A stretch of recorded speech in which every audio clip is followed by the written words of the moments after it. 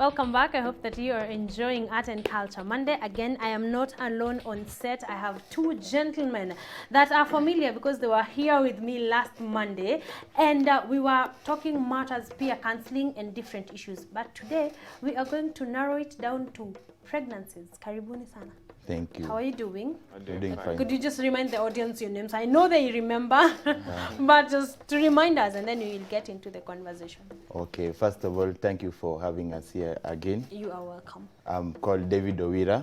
I'm the resource room manager, peer counseling project, and I'm happy to be here today. You're welcome. Yeah. Yes. So me, I'm Ochieng. I'm the Enrich and Outreach Coordinator in peer counseling. Yes. The other week we just finished training the new peer counselors. Yes. So this week we just decided maybe to talk about pregnancy and abortion. Exactly. Yeah. Wow, karibuni sana. I am excited because you have come at such a time where we are talking about hindrances, things that hinder women development. There have been a lot of organizations. Yesterday was International Women's Day. And as much as we would like to laugh and enjoy and celebrate how far we have come, there are certain issues that are just pulling us down. And I'm so glad because we had not discussed with you guys and you're coming to talk about teenage pregnancies. But why exactly? Why did you pick teenage pregnancies at this time? Teenage pregnancy has become a major issue, basically in Nairobi County. Even last week, we had a case in Kenyatta University, in Nyayo 6. A girl just decided to abort in the hostel and dump the baby. I think she threw the baby over the window. Yes. Yeah, and the baby was found, but the baby was dead. Yeah. Wow. How old? Because if you're saying a baby, that means the baby was already formed to some extent. Yeah, the fetus, we could see the baby. It was in a shape of the baby. Exactly. Yeah, because the baby had hands, legs. Which is a stage that you are not supposed to abort at. Yes. The stage is above 20 weeks. Exactly. Yeah. Why do you think that? Is it that we have not given them enough information, or what is happening? Okay, because girls are aborting, Yeah. it's because maybe of the background. You'll find that this girl is not ready to raise the child. Maybe she feels that she's too young to be a parent at that age. Yes. Yeah, and maybe peer pressure. You find that her friends, all of her friends doesn't have babies. So she personally, she's finding it very weird to have a child at But that time. where is the disconnect? Because as I feel like I am going to be pro, and I was not exactly against, but the government has provided condoms all over. So let's start, where is the disconnect? Such that we have educated girls on contraceptives. The government has given them free condoms to use. We have educated them on let's say at the least medical abortion, where the mother is at risk, but they still go all the way. Like, how do you make wrong decisions from the very first stage to the very end? Like, where is the disconnect? Why are we having these cases? We as peer counselors, we also trying to find out what's going on the ground. Because one of the issues we are trying to find out is why are they not using the condoms? Maybe because they just don't want to use condoms. Yes. Yeah. So how do we curb that? Because I keep wondering, how can we make someone want to? So me, I would rather encourage girls to use condoms and maybe contraceptives. Yeah, maybe to curb that pregnancy. Exactly. Because you find that consequences of pregnancy are too much bad on girls. Exactly. I feel like that is a conversation I want us to have. Can you actually, I feel like we should emphasize on the consequences of teenage pregnancy. Can you talk to girls out there who are watching?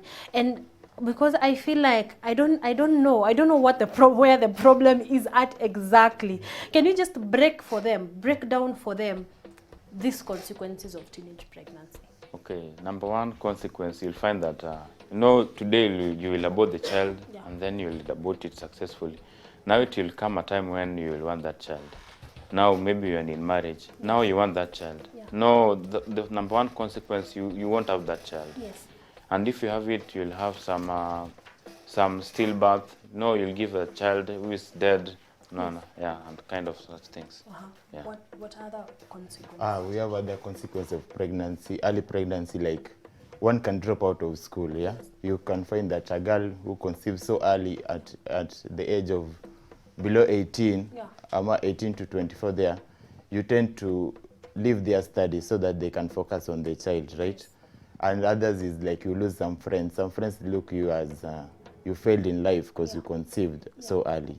Yeah. So these are some of the reasons why we should actually consider just preventive measures or stopping at all. Because I feel, we were talking with Irene Niva and I was just telling her that no matter how positive we want to look at pregnancies, they take from you 2 to 3 years before you get back to where you were before it happened.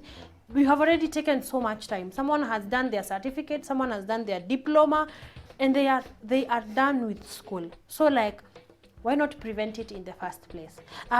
What are some of the types of abortions? Abortions. We have safe abortion and unsafe abortions.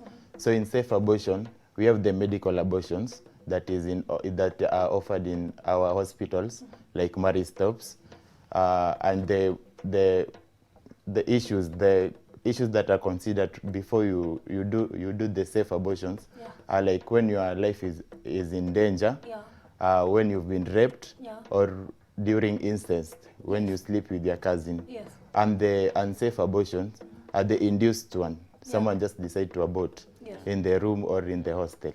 You just find a lady just taking a pair of scissors and then just starting. And, Yes. I want us to talk about that. What are some of the myths that girls have actually embraced? Myths of abortion. What are some of those myths that have been, because someone does not want to go to hospital because they are not in any of those categories that you have listed for safe abortions. What are some of those myths that?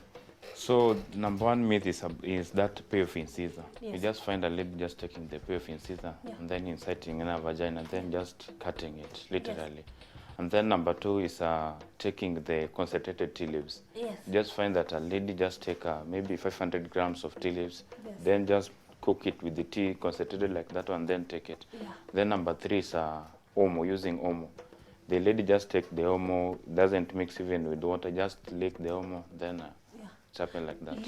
Ladies, why would you do that? Because all of them are, how would you cut? I can't even cut my hand with a pair of scissors, let alone some places.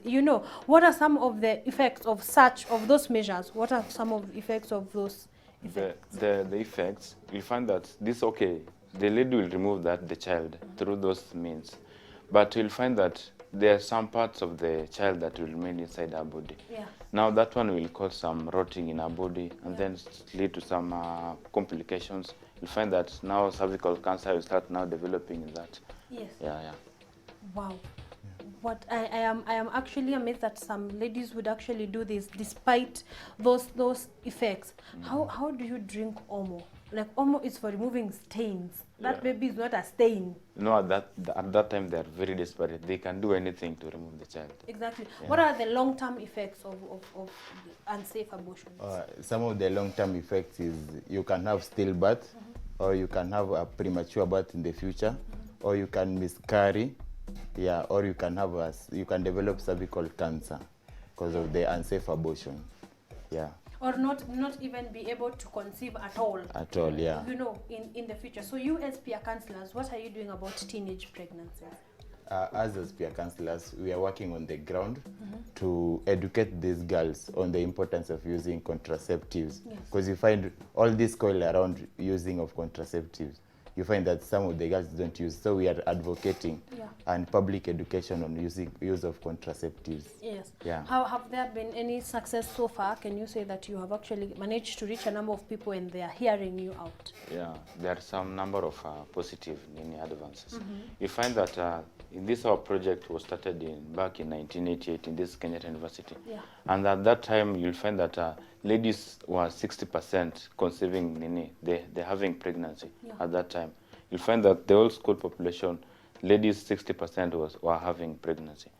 Now, from that time up to now, you'll find that at statistics, if you take statistics right now, you'll find that some 10% or 5% of girls. Exactly, so about 5%. So it has reduced greatly.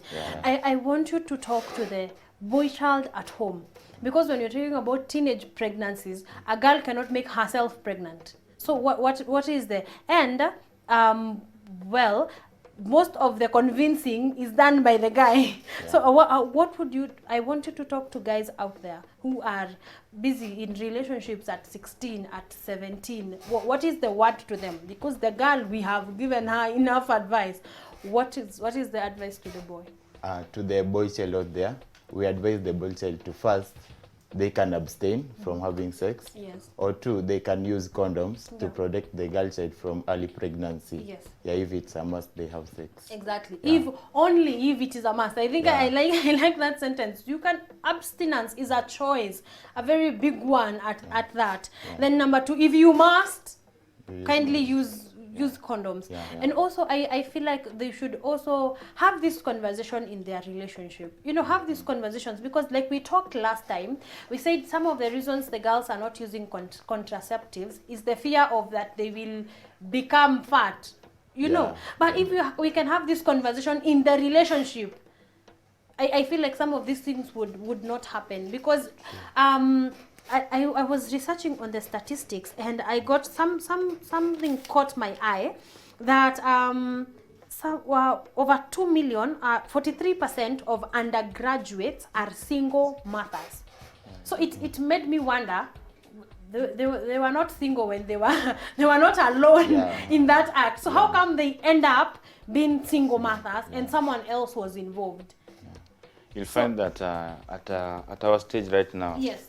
maybe I may find a girl, and then the girl may love me, and then at the process, the girl will conceive a child. Yes. No, right now I'm not ready to be an husband of someone. No.